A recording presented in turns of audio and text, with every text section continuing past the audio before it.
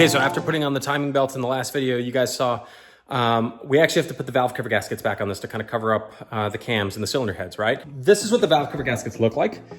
They come as one piece. However, you do have to cut them to fit, okay? As you can see here, this is already kind of off, but basically you trim off these little pieces here and then here as well.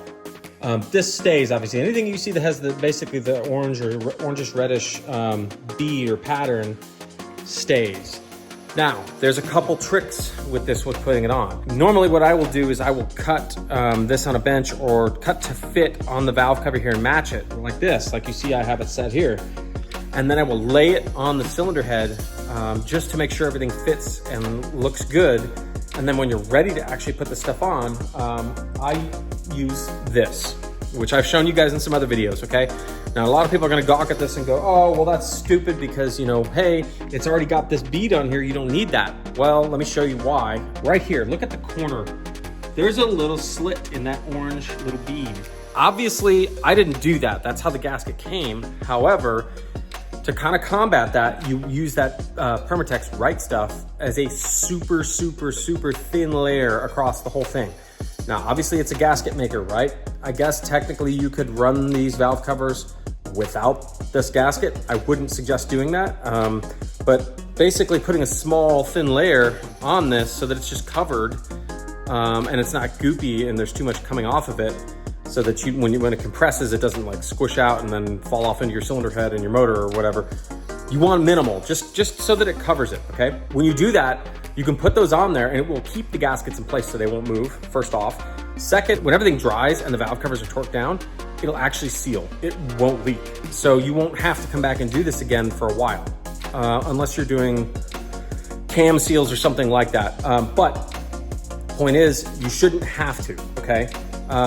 It will also make it easier to, when you go ahead and pull those gaskets off the cylinder head, to take them off in general, instead of having to use a razor blade and like lots of Scotch-Brite. Don't get me wrong, you're still gonna have to do some cleanup, but it will be infinitely easier because this will not have fried and caked onto the cylinder head and you won't have to basically be really aggressive trying to get it off. I wanna actually show you some spots on the cylinder head that are they're kind of troublesome, right?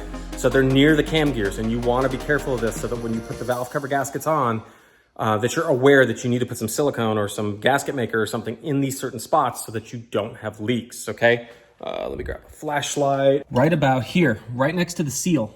You want a dot between the seal and this stud here, okay? Also, same thing on the other side. And in the middle, you shouldn't have to have one because there is a gasket that's gonna go here that fits over this, okay?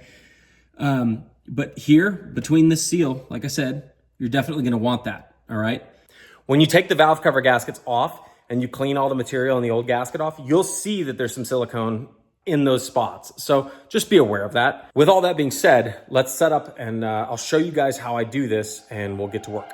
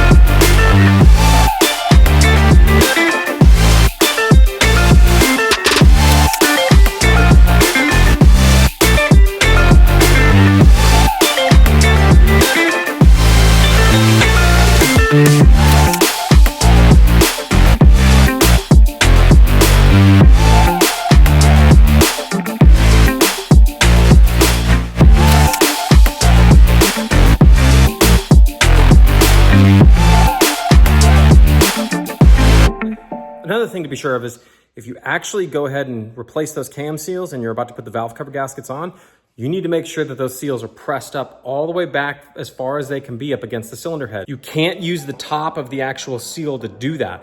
You need to get something like either some hex keys or something like that, or some screwdrivers or something, so that you can put them on either side of the seal like this and go down towards the very sides, almost towards the bottom, and basically push back on the seal to push it up against the side of the cylinder head. That'll ensure that it's basically seated up against the cylinder head where it's supposed to be, instead of being like sitting in there kind of cockeyed like this. If it's sitting in there and it's not straight like that, when you go to, basically torque down, you're obviously gonna have a leak and you're gonna have a problem with your cam seal, and you're gonna be basically spewing oil pretty much in no time. Just be sure that those cam seals are straight and they're set up properly, so that when you put the valve cover on, and the gasket on, that you don't have problems. Okay, so now we're gonna go ahead and rebuild some fuel injectors. There's little filters that go in the tops of the injectors, and there's these seals that go at the bottom as well. And I think at the top, but these I got from Motorman Fuel Injection, I think is what the company was. I'll put a link in the description of that below as well. Let's go ahead and get started on this.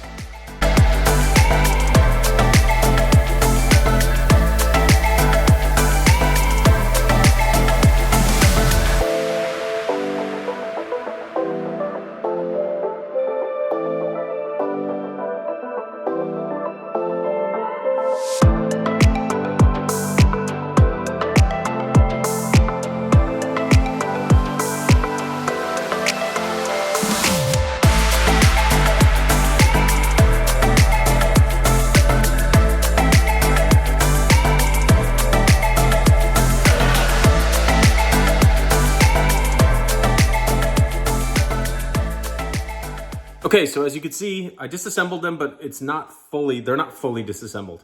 So when you take one of these injectors apart, you have the top O-ring, the bottom O-ring here, and then you also have the disc at the bottom, but you also have inside an actual basket. So they look kind of like this. I already pulled one out. So these aren't totally disassembled yet. As you can see, there's still a basket in here. In this one, I don't know if I can get these to stand up compared to this one. You can kind of see the difference here. This one has had the basket removed. This is gonna sound kind of cheesy, but let me show you guys how to take these baskets out. If you don't wanna spend the money on a little removal tool, which is probably, I don't know, 10, 15, 20 bucks, somewhere in there. As stupid as this sounds, it works, and it works fine. Get yourself a screw, stick it in a vise, and you will do basically this.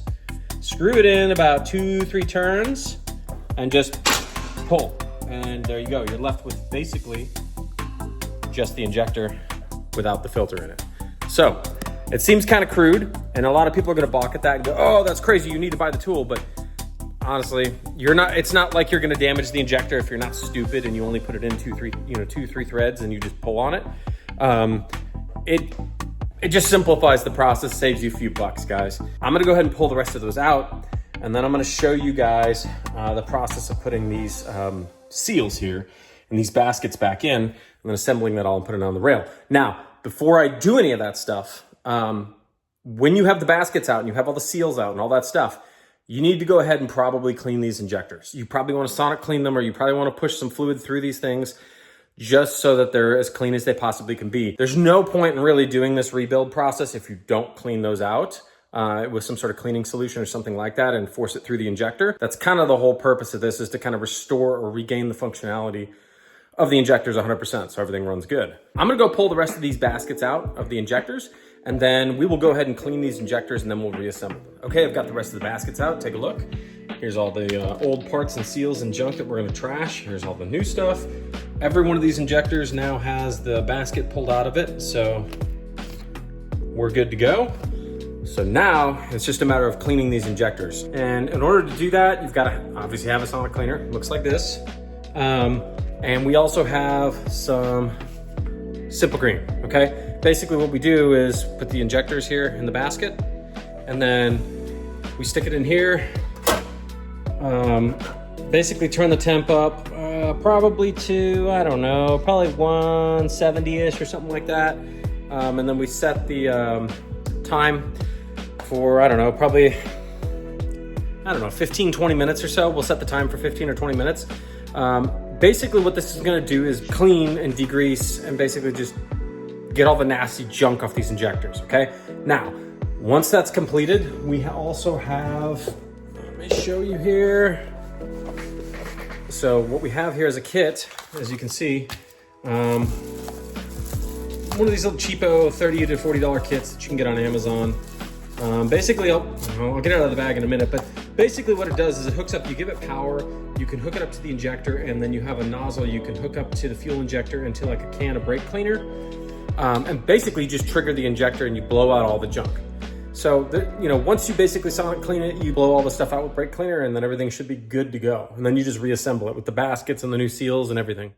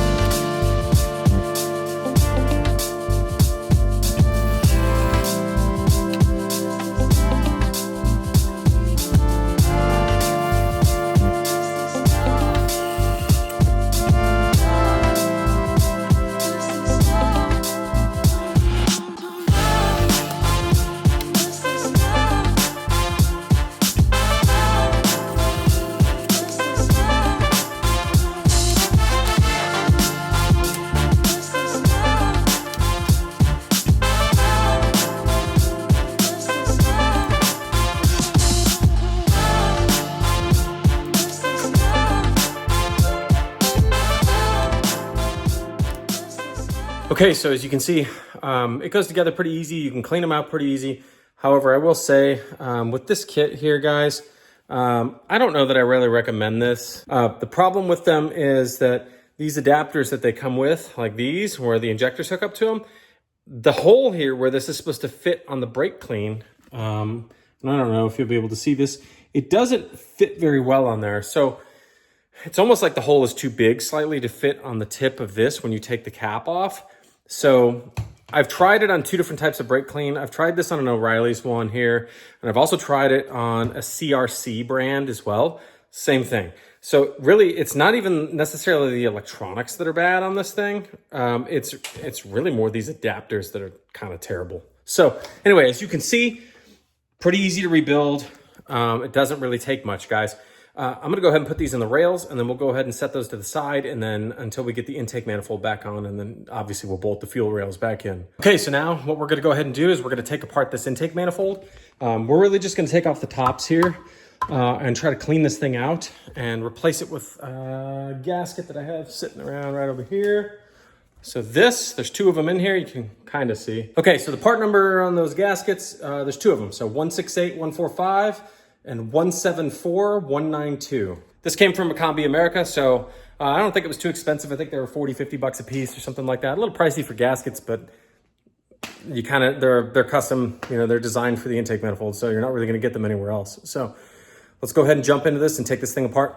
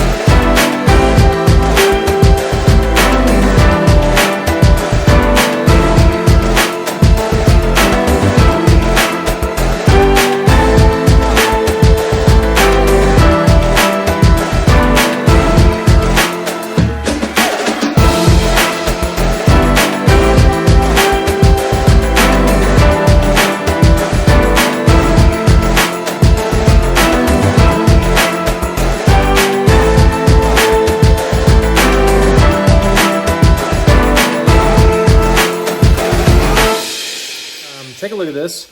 It bolts onto the back of the intake manifold, and it actually has these, which bolt on with banjo bolts onto the back of the intake manifold.